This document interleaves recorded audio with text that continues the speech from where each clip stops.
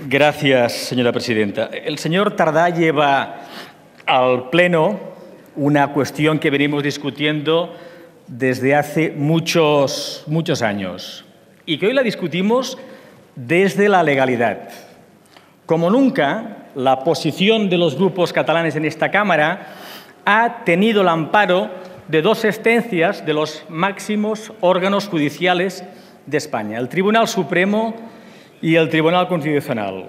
Escuchaba con atención la intervención del portavoz de UPyD y en su intervención se olvida que la jurisprudencia del Constitucional establece que la capacidad de gasto del Estado nunca implica atribución de título competencial y que en aquellas materias donde la competencia es autonómica, si el Estado decide poner dinero, deben de gestionar las comunidades autónomas. Y punto. Y estas sentencias obligan al Gobierno, para dar cumplimiento a las mismas, a que la gestión íntegra de los recursos del 0,7 sea autonómica.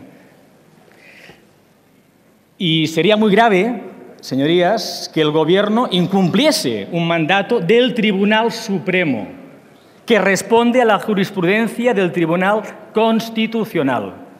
Y, por tanto, sería una evidente ilegalidad que el Gobierno soslayase esas sentencias en la próxima convocatoria.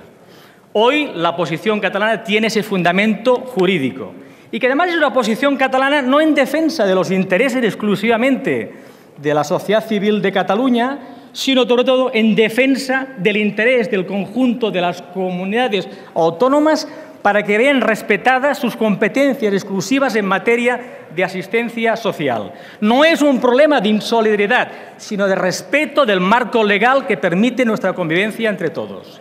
Y, señorías, no se nos puede pedir respeto al marco legal si aquellos que lo deben de garantizar son los primeros que lo incumplen. Y, señorías, en esta materia el señor Tardá ha sido especialmente elegante en su defensa en la Cámara.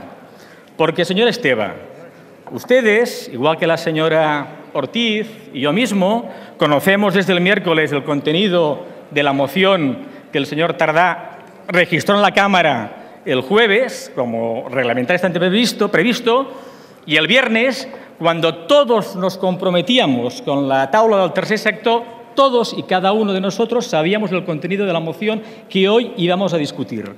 Hoy, señora Esteva, su posición debilita la posición de los grupos catalanes. Debilita la posición de los grupos catalanes. Debilita la posición de Cataluña en este debate. Porque hoy lo relevante hubiese sido que, sabiendo que seguramente el Grupo Popular iba a rechazar esta moción, pudiésemos expresar que una mayoría clara de los representantes elegidos por la sociedad catalana apoyábamos esa demanda de nuestras entidades. Y ustedes hoy no lo han hecho. Han decidido asumir su realidad política, su dependencia del Partido Socialista Obrero Español, lamentablemente. Ojalá hoy hubiésemos podido expresar con rotundidad una posición catalana, incluyéndoles a ustedes. Señor Tardá, ¿no? Podríamos citar aquello de Gramsci, ¿no? El pesimismo de la razón frente al optimismo de la voluntad. La razón nos indicaba que hoy seríamos derrotados, porque el recorrido histórico en esta materia es inequívoco. El PSOE y el Partido Popular, y ahora con UPyD, coinciden con ese modelo centralista, jacobino, que desconfía en la capacidad de iniciativa de la sociedad y que además incumple la propia Constitución. Pero nuestra voluntad, la que usted, la señora Ortiz, la que nosotros hoy representamos en esta Cámara, va más allá de nuestras fuerzas políticas. Representa el sentido de la sociedad civil catalana. Y ese sentido de la sociedad catalana va más allá, estrictamente, del sistema de partidos políticos. Vamos a tardar más o menos. Pero, señorías, habrá un día que el conjunto de los impuestos que pagan los catalanes destinados a la acción social van a ser gestionados por las instituciones nacionales de Cataluña. No tengan ningún tipo de duda. Vamos a persistir. Nos avala la legalidad, nos avala la razón política y, sobre todo, nos avala la voluntad de la mayoría de la sociedad catalana. En eso estamos. Nada más y muchas gracias.